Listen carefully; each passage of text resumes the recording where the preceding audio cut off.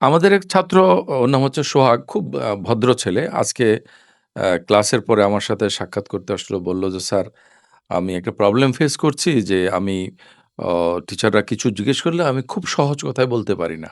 অথবা কোনো একটা প্রশ্ন আমি করব, আমি প্রশ্নটা করার সময় একটু ডিটেইলস বলি, কিন্তু স্যারেরা খুব বিরক্ত হয়।"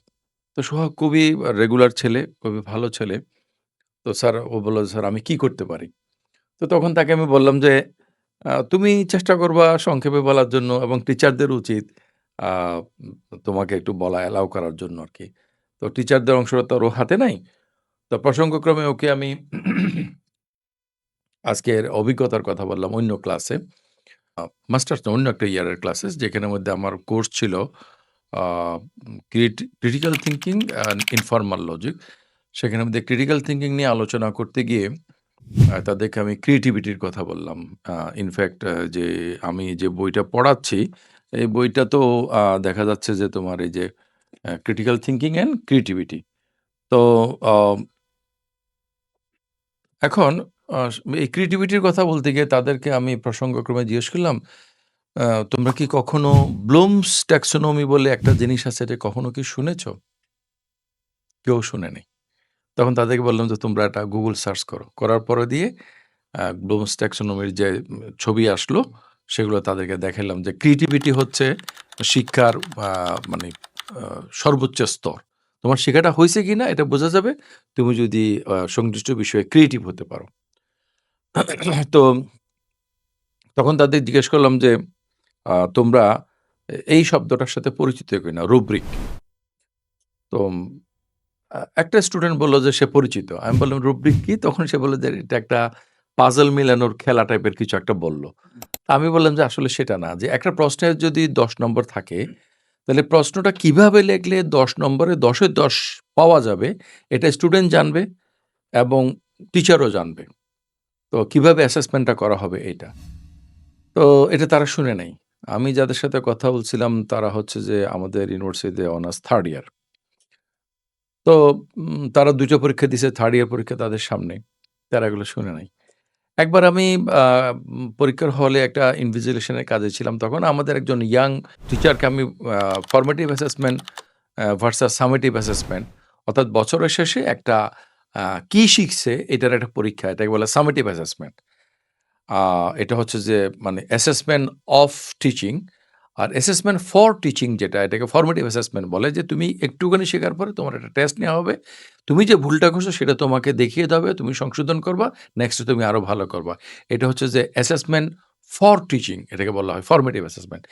এই মৌলিক কিছু কথাবার্তা বলার পরে এটা কয়েক বছর আগে। তখন সে আমাকে বলল যে, "স্যার, আমি একদম গ্যারান্টি দিয়ে বলতে পারি যে ইউনিভার্সিটির 95% টিচার আসলে এই অ্যাসেসমেন্ট সম্পর্কে তারা কোনো কিছুই জানে না।" হ্যাঁ? তো একটু আগে এই যে ফয়সল আমাদেরকে বলল যে দেখা গেল যে একজন টিচার বলল যে, "না, যাদের হাতের লেখা খারাপ তাদের খাতা আমি পড়ব না।" এরকম। তারপরে কেউ বলে যে এখানের মধ্যে এইভাবে করে আন্ডারলাইন করতে হবে। কেউ বলে যে না, কোনো আন্ডারলাইন বা এরকম এগুলো করা যাবে না। স্টুডেন্টরা কোয়াইট কনফিউজড, হ্যাঁ? তো তখন আমি ওই ফরহাদ যে ছেলেটা আমার সাথে দেখা করতে আসলো, তাকে আমি সান্ত্বনা দেওয়ার জন্য বললাম যে, "দেখো, আমরা সাধারণত ফোকাস করি আমাদের সেন্টারের কাজের মধ্যে ইউজুয়ালি যে আমরা how to develop the teaching, মানে টিচিং পার্ট, টিচার্স পার্টটা আমরা ডেভেলপ করার চেষ্টা করি। কিন্তু আ টিচাররা তো লিড করে, একটা ক্লাসকে লিড করে as the captain leads the whole team. ওকে?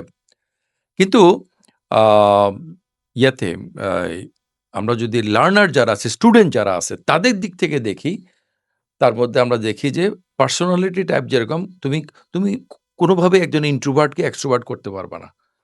হ্যাঁ?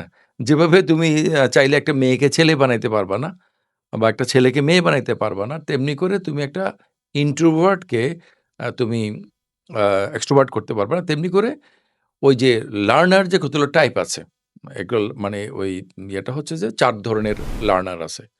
কিছু লার্নার হচ্ছে তাদের অডিটরি ক্যাপাসিটিটা খুব ভালো। ও যখন কোনো কিছু শোনে তখন সে ক্যাচ করতে পারে। ওকে? আর কিছু লার্নার হচ্ছে যারা হচ্ছে ভিজুয়াল। ও যখন কোনো কিছু দেখে তখন সে ভালো করে বুঝতে পারে। তো কিছু লার্নার হচ্ছে যারা মানে কোনো কিছু পড়লে বা লিখলে মানে রিডিং রাইটিং স্কিলটা তার খুব ভালো। পড়ে বা লেখে সে ভালো বুঝতে পারে। শুনে সে ততটা ভালো বুঝতে পারে না। ওকে? এবং আরেক ধরনের লার্নার আছে যারা হচ্ছে আ লার্নিং এতে বলে যে কাইনেস্থেটিক অর্থাৎ সে ডুইং তাকে যখন কোনো কিছু করতে দেয়া হয়, করতে সে শিখে। এখন এই যে বললাম যে পার্সোনালিটি টাইপ যেভাবে চেঞ্জ করা যায় না, তোমার অনেক কিছু যেমন তোমার ফিজিওলজি তুমি চেঞ্জ করতে পারো না। ঠিক তেমনিভাবে তোমার যে লার্নিং স্কিল সেটা তুমি যেটা তোমার নাই সেক্ষেত্রে তুমি 20% কে তুমি হয়তো 30% বাড়াইতে পারবে। কিন্তু এটাকে তোমার মেজর যে লার্নিং যে স্কিল এটা তুমি চেঞ্জ করতে পারবা না। তাহলে আমি যখন স্টুডেন্টকে ভর্তি করালাম, তাহলে at the first a place আমাদেরকে মানে যে আমরা যারা টিচাররা আছি, প্রতিষ্ঠানের পক্ষ থেকে একটা সার্ভে হইতে হবে কিছুদিন করার পর দিয়ে যে আসলে সে কোন ধরনের এবং তাদের জন্য আলাদা কি বিশেষ ব্যবস্থা করা যেতে পারে। এইজন্য ওই যে হাউস টিউটর অথবা টিউটোরিয়াল, গ্রুপ স্টাডি যেগুলা ওই যে মাদ্রাসা সিস্টেমে যেটা তাকরা বলে, এগুলো খুব গুরুত্বপূর্ণ। আরেকটা হলো যে টিচার যখন ক্লাসের মধ্যে পড়াবে তখন সে একটা বিষয়কে বোঝাতে গিয়ে এই ৪ ধরনের পদ্ধতিকে সে অ্যাপ্রোচ করতে হবে। যাতে করে অল স্টুডেন্টস যাতে এই জিনিসটাকে কভার করতে পারে। দেখো শিক্ষকতা করতে আমরা এখন আ এই আম এখন আমরা অবসরের পথে কতজন শিক্ষকতা শেষ করে গেছে। কিন্তু how to teach, how to manage A class এই জিনিসগুলো লোকেরা জানে না। এখন নতুন কারিকুলাম ইত্যাদি করা হচ্ছে। কিন্তু তাতে করে আ খুব বড়জোর যে কোনো একটা পরিবর্তন হবে আমি সে ব্যাপারে আশাবাদী না। তবে সেটা নিয়ে আমরা ঐদিন প্রফেসর ইব্রাহিমকে যেটা বলছিলাম যে, টিচাররা আগে যেগুলো আ তাদের কাণ্ডজ্ঞান দিয়ে করতো এখন সেগুলো নিয়ম কারণে তারা হয়তো করতে বাধ্য হবে বা করবে অথবা না করলে তাদেরকে বলা যাবে যে এটা হচ্ছে নিয়ম। আমাদের ডিপার্টমেন্টে যখন আমি এরকম টিচারদের স্কিল ডেভেলপমেন্ট এর জন্য বললাম, তখন তো আর এখানে তো অন ক্যামেরা নাম ধরে বলতে পারছি না। সিনিয়র প্রফেসররা এরকম বলছে। দোজ হু আর মাই কাছের মানুষ। যে আমাদের বয়স হয়ে গেছে, আমরা প্রফেসর হয়ে গেছি, এখন আমরা কি শিখব? ওকে? ইভেন আজকেই আমি যখন একটা ক্লাসে গেছি, আমার ক্লাসের সময় হয়ে গেছে। আমি দেখলাম যে সামনের দরজাটা বন্ধ, ওই আগের টিচার হয়তো ক্লাস নিচ্ছে। তো আমি ইউজুয়ালি যেটা করি পিছনে গিয়ে বসে পড়ি। হুম?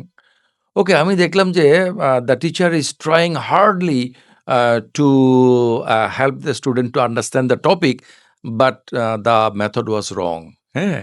তো কোন টিচার কি ভুল ছিল সেটা আমি আর এখানে বলছি না। উনারা খুবই বিব্রত হবে। আ এবং এই যে আমরা যে অ্যাসেসমেন্ট আমরা যে মানে খাতা কাটি বা মূল্যায়ন করি, সে ব্যাপারেও কোনো রকমের রুব্রিক বা কোনো কিছু নাই। হ্যাঁ? যার কারণে দেখা গেছে যে ব্যাপক একটা থার্ড এক্সামিনেশন হচ্ছে এবং এই থার্ড এক্সামিনেশন একটা সম্পূর্ণভাবে একটা মানে এটা যদি কোনো ব্যাড ইনটেনশন ছাড়া করা হয়, এটা একটা মানে গ্যামলিং এর মতো। ওকে? আর এই যে আমরা ডুয়াল এক্সামিনেশন সিস্টেমে কিভাবে নাম্বারগুলো দিচ্ছি, ইভেন থার্ড এক্সাম যদি নাও হয় কিভাবে যে জিনিসগুলো চলছে সেটা একটা খুব ভয়ানক ব্যাপার এবং এইটার ভিকটিম হচ্ছে স্টুডেন্টরা। স্টুডেন্টরা তোমরা অনেক স্বাধীনতার দাবি করো, তোমরা অনেক ক্ষমতার করো। কিন্তু তোমরা তোমাদের লেখাপড়া যে কাজের জন্য আসছো, সেখানেই তোমরা এমনভাবে মার খেয়ে গেছো। তো আজকেই আমি স্টুডেন্টদেরকে বললাম যে, "তোমরা যে আজকে আমার একটা ক্লাস টেস্ট দিতে আসছো তোমরা কি আসলে কি পড়াশোনা করে আসছো? ফ্র্যাঙ্কলি বলো। আমার সাথে স্টুডেন্টরা মোস্টলি ফ্র্যাঙ্ক এবং তারা বলছে যে তাদের বেশিরভাগই কোন রকমের প্রিপারেশন ছাড়া আজকে পরীক্ষা দিতে আসছে। তো তাহলে তোমার পরীক্ষা কিভাবে দিবা? পাস কিভাবে করবা? তো যাই হোক এটা আমি আবার নেক্সট সপ্তাহের জন্য করেছি। তখন তাদেরকে আমি একটা গল্প শুনিয়েছি। যে এমন একটা হোটেল, এটা যদি খাওয়ার হোটেল হয় রেস্টুরেন্ট, আ সেখানে খাওয়ার-দাওয়ার নাই। কিন্তু কাস্টমাররা আসতেছে, বসতেছে এবং তাদেরকে বিল চার্জ করা হচ্ছে এবং তারা বিল পে ও করতেছে। অথবা এটা থাকার হোটেল, সেখানে থাকার কোনো ব্যবস্থা নাই। তাদেরকে এন্টারটেইন করা হচ্ছে। কিন্তু তাদেরকে বিল চার্জ করা হচ্ছে, তারা বিলও দিচ্ছে। অর্থাৎ লেখাপড়ার কোনো খবর নাই। পরীক্ষা নেওয়া হচ্ছে এবং তারা হ্যাপিলি পরীক্ষা অ্যাটেন্ড করে পাসও করে যাচ্ছে। এরকম একটা সিচুয়েশন এখানে চলতেছে। I don't know যে এটা আর কিভাবে সমাধান হবে। But this are the problems এবং শিক্ষকদের উচিত হচ্ছে যে নিজেদের তরফ থেকে এগিয়ে এসে এই চক্রটাকে ভাঙা। এখন স্টুডেন্টরা শিক্ষকদের বিরুদ্ধে আন্দোলন করবে, তাতে করে শিক্ষকদের অনুভূতিতে আঘাত লাগবে, এটা একটা সমস্যা। কিন্তু আমি যদি স্টুডেন্ট হতাম আমি কিন্তু হয়তো তাই করতাম। ইনফেক্ট আমার স্টুডেন্ট লাইফেও আমি তাই করেছি। আ কিন্তু এটা টিচারদেরই দায়িত্ব হচ্ছে যে এই বিষয়গুলো জানা এবং প্রতিষ্ঠানের দায়িত্ব হচ্ছে এগুলোকে অব্লিগেশন করা আরকি। এখানে পাবলিক বিশ্ববিদ্যালয়ে লেখাপড়ার নামে একটা তামাশা চলতেছে। আমি কয়েকদিন আগে একটা বিদেশি একটা আ ডকুমেন্টারি দেখেছি যেখানে বলতেছে যে বাংলাদেশের শিক্ষা ব্যবস্থা একটা টোটাল ফেইলিউর। হ্যাঁ? জাতীয় বিশ্ববিদ্যালয়ের আ প্রায় অর্ধেক গ্র্যাজুয়েট হচ্ছে জবলেস, বেকার।